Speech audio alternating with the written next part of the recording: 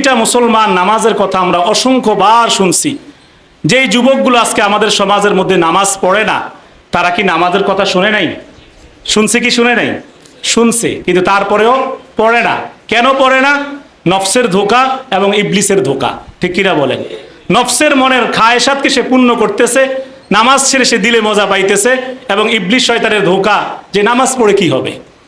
নামাজ কারা পড়ে? মুরব্বীরা পড়বে, হুজুররা পড়বে, কিছু হাজী সাহেব, কিছু সাধারণ মানুষ পড়বে। তুমি হইলা চালাক, তুমি হইলা বুদ্ধিমান, তোমার কত বন্ধু বান্ধব, তোমার কত কাজ, তোমার নামাজের কি দরকার? এটা শয়তান মাথার মধ্যে বুঝাই দিছে, যার কারণে আজকে যুব সমাজ, বহু মানুষ ইচ্ছাকৃতভাবে সুস্থ অবস্থায় থাকার পরেও দিন দিন নামাজ ছাড়তেছে, আস্তে আস্তে করে মরণের দিকে যাইতেছে, কিন্তু নামাজ পড়া হইতেছে না। তাইলে এই যে এতবার জানার পরেও, এত ওয়াজে শোনার পরেও অনেক মানুষ নামাজ পড়ে না, এজন্যই বারবার বলতে হয়।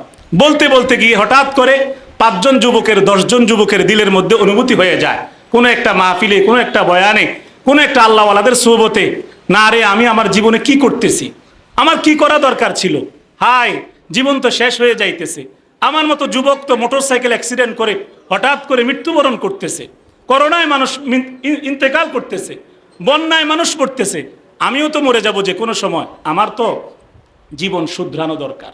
এই ফিকির যদি আল্লাহ পাক কারো দিলের মধ্যে দিয়ে দেয়, হেদায়েত যদি আল্লাহ পাক দিয়ে দেয়, তাইলে সে পরিবর্তন হয়ে যায়। আর এই পরিবর্তনগুলো হওয়ার জন্যই এরকম ইসলাহি মজলিস, বিভিন্ন বাৎসরিক মাহফিল, এই সমস্ত আয়োজন উলামায়ে কেরামের এজন্যই। ঠিক কিনা বলেন? তো আমার ভাইরা, যাই হোক, দেখেন আমি আপনাদের সামনে ছোট্ট একটা বিষয়, যেহেতু সময় আছে সংক্ষেপে একটু বলি। আমার ভাইরা দেখেন, আমরা প্রতিনিয়ত আমাদের মধ্যে এখানে যারাই আছি, প্রত্যেকেই মনের মধ্যে একটা আফসোস থাকে, অনেকের, সবার না, অনেকের মধ্যেই পেরেশানি থাকে যে আমি নামাজ ঠিক মতন পড়ি, আমি রমজান মাসে 30টা রোজা রাখি, আমি সুযোগ থাকলে যদি সামর্থ্য হয় হজ করতে যাব, উমরা করতে যাব, দান সদকা সম্ভব হলে অনেকেই করি, কিন্তু যখন কোনো কান্নার মজলিস হয়, দুয়ার মজলিস হয়, আমাদের সমাজের মধ্যে অনেকে সবে বরাতে, সবে কদরে খুব কান্নাকাটি করে গুনাহের জন্য, হায় জীবনে কত গুনাহ হয়ে গেছে। এরপরে কান্নাকাটি করার পরে সকাল থেকে নিয়ে আবার গুনাহ শুরু হয়, 1-2 দিন গেলেই আবার গুনাহ শুরু হয়ে যায়, গুনাহ থেকে ফিরতে পারে না। কিন্তু গুনাহ করার পরে, গুনাহটা যখন করে, বড় কোনো গুনাহ করলে দিলের মধ্যে আবার হতাশা তৈরি হয়, হায় কেন করলাম, কিন্তু কিছু সময়ের জন্য শয়তানের ধোঁকায় নিজেকে রক্ষা করতে পারে নাই, কিন্তু পরে আফসোস হয়। তো এই ধরনের যারা আছেন, যাদের এরকম অনুভূতি হয়, অন্যায় অপরাধ করার পরে দিলের মধ্যে আফসোস আসে, হতাশা আসে, গুনাহ থেকে যারা ফিরতে চান, তাদের জন্য কি সমাধান? আমাদের যারা মুরব্বী, আমাদের যারা শায়েখ, তারা আমাদেরকে বারবার বলে আল্লাহওয়ালাদের কাছে আসা যাওয়া করার জন্য। আমরা আসা যাওয়া করি, 1 মাস পরে একবার এখানে, কখনো সুদর্ণপুরে যাই, কিন্তু দেখা যায় 2-4 দিন পরে আবার ভোল্টেজ শেষ হয়ে যায়। এখন কি সমাধান? গুনাহ থেকে অনেকেই ফিরতে পারে না, নামাজ রোজা সব ঠিক আছে, কিন্তু মোবাইলে ইচ্ছা মতো আজে বাজে জিনিস দেখে, রাস্তাঘাটে চোখের জিনা হয়, অসংখ্য গুনাহ হইতেই থাকে, আবার এদিক দিয়ে নেক আমলও হয়। তো দুইটা একসাথে সমন্বয় করে তো আল্লাহর কাছ থেকে বাঁচা, ছাড় পাওয়া অনেক কঠিন। কি বলেন?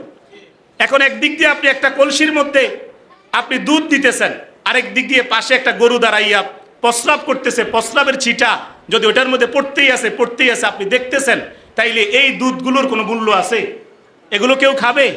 ঠিক এমনিভাবে আপনি তো নামাজ ঠিকই পড়তেছেন, রোজা রমজানে রাখতেছেন, জিকির আজগার করতেছেন, দান সদকা করতেছেন, এদিকে মোবাইলে, টিভিতে নাচ গান, এটা সেটা, রাস্তাঘাটে চোখের জিনা সব হইতেছে।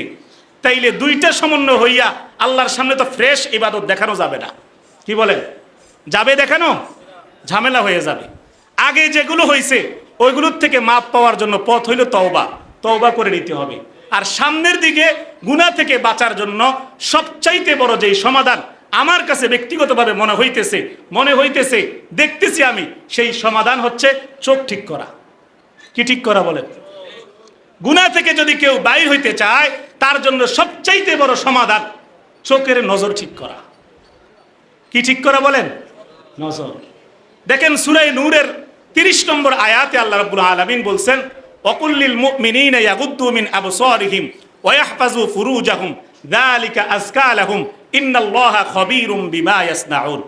আল্লাহ তাআলা নবীজিকে উদ্দেশ্য করে বলছেন, হে নবী, আপনি মুমিনদেরকে বলে দিন তারা যেন তাদের দৃষ্টিকে অবনমিত রাখে, লজ্জাস্থানের হেফাজত করে।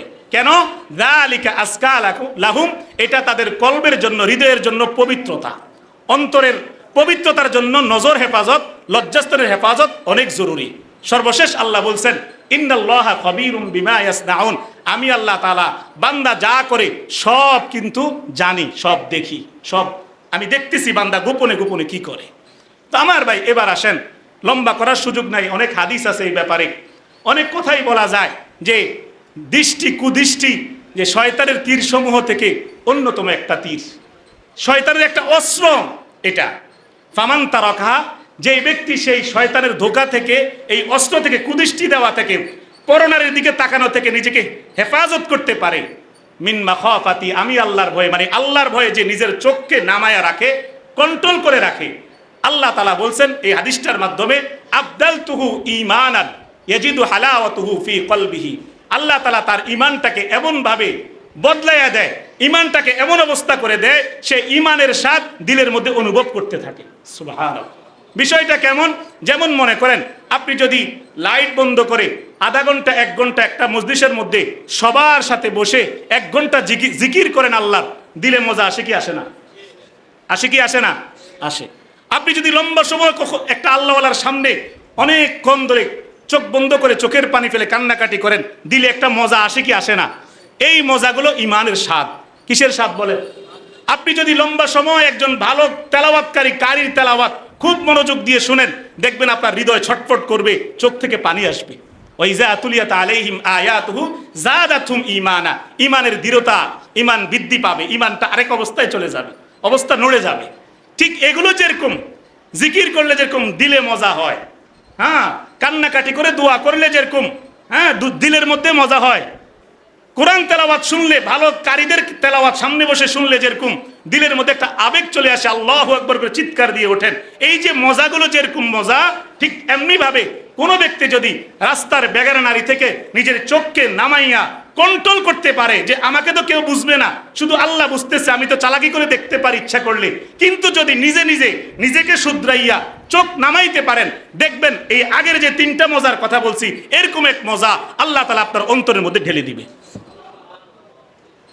কথা বুঝছেন? কারণ কি জানেন? কারণ হচ্ছে আল্লাহ রাসূল সাল্লাল্লাহু আলাইহি সাল্লাম বলছেন, চোখের জিনা, কুদৃষ্টি হচ্ছে, এটা হচ্ছে চোখের জিনা। তারপর হচ্ছে কথা বলা, একটু একটু করে কথা বলা, এটা হচ্ছে কথা বলা মুখের জিনা। তারপর হচ্ছে আপনার অন্তর, অন্নাফসু তামান্না ওয়া তাশতাহি, অন্তর সেটাকে আশা আকাঙ্ক্ষা তৈরি করে। সর্বশেষ ওয়াল ফারজু ইউসাদ্দিকু যালিকা কুল্লুহু ওয়া ইউকাযযিবুহু, লজ্জাস্থান সেটাকে সত্য অথবা মিথ্যায় বাস্তবায়ন করে। হাদিসটা একদম সংক্ষেপে বুঝাই আপনাদেরকে। অর্থাৎ যখন একজন মানুষ রাস্তা দিয়ে চলে, রাস্তায় যত সুন্দরী নারী, যত মহিলা আছে, একটার পর একটা দেখতেই থাকে, দেখতেই থাকে। শুধু দেখে কি দিয়ে? চোখ দিয়ে। কি দিয়ে বলেন? চোখ দিয়ে। চোখ দিয়ে দেখার পর আস্তে আস্তে তার দিলের মধ্যে আসে, ইস, এই সুন্দরী মহিলার সাথে যদি একটু কথা বলতে পারতাম।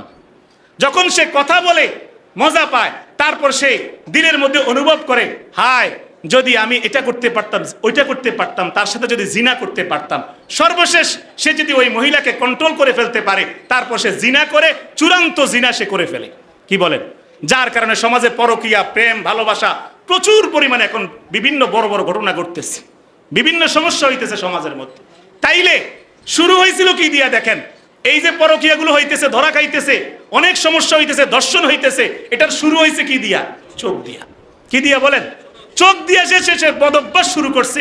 এটা যে ঠিক করে নাই, এটা তার মনের মধ্যে অস্থিরতা তৈরি করছে, অস্থিরতা তৈরি করছে। দেখতে দেখতে দেখতে দেখতে তার কাছে এমন অবস্থা হয়েছে, নিজের ঘরের মধ্যে ভালো সুন্দরী হালাল স্ত্রী আছে, স্ত্রীও ভালো লাগে না, পরের মহিলা ভালো লাগে। বাস্তব না বাস্তব? দিলটা পচায় ফেলছে, দিলটা গলায় ফেলছে, দিলটা নষ্ট করে ফেলছে, কালো করে ফেলছে।